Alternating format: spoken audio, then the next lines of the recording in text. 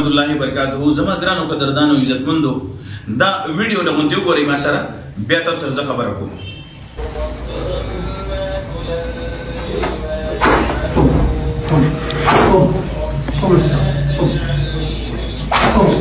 جی زما عزتمندو د دې ویډیو غرض او مقصد مې تاسو سره صرف دا و چې دا یو پلار دی زلمی بچی سحر په بستر باندې پروت دی. پلار سحر د خوبه پاسېدو جومات ته ځي بچي ته یې پاسه منزل راځه. پلار یې منزل ځي او چې واپس راځي نو دغه زلمی هماغه شان دی په بستر باندې پروت دی.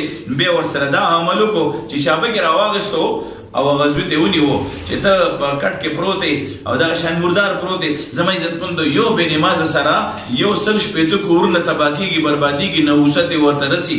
دا بې نمازه چې په دې کور کې پروت دی د دې کور به څه حلي. نن زمونږ د زلمو د سپین ږیرو د بوډاګانو د ځوانانو که ښځې دي او که سړي دي مونځونه نه کوي په کورونو کې بې نمازه پراته وي.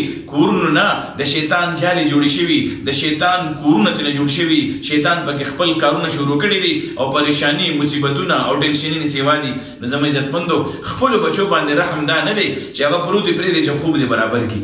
که په خپل بچي باندې رحم کوئ نو په خپل بچي باندې رحم دا دی چې سحر وختي یې منزله پاسوه.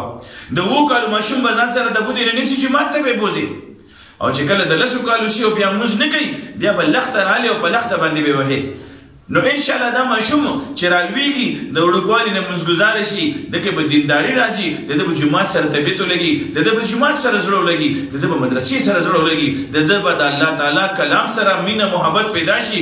د نه به په معاشره کې یو ښکلی انسان جوړ شي. خو که چېرې د وړوکوالي نه دي د جومات نه تا لرې وساتلو د مدرسې نه دې لرې وساتلو نو بیا به دې نه پریشانه ګرځې په تاڼو تحصیلونو او په کچرو به ګرځې. بعض مې کارغانو سره لاړو مردارې غوښې به یې خوراک شي مړه به شي نه. په خپلو بچو رحم وکړئ دین ورته وښایئ قرآن ورته وښایئ دینداري ورته وښایئ. السلام علیکم ورحمت الله وبرکاتو.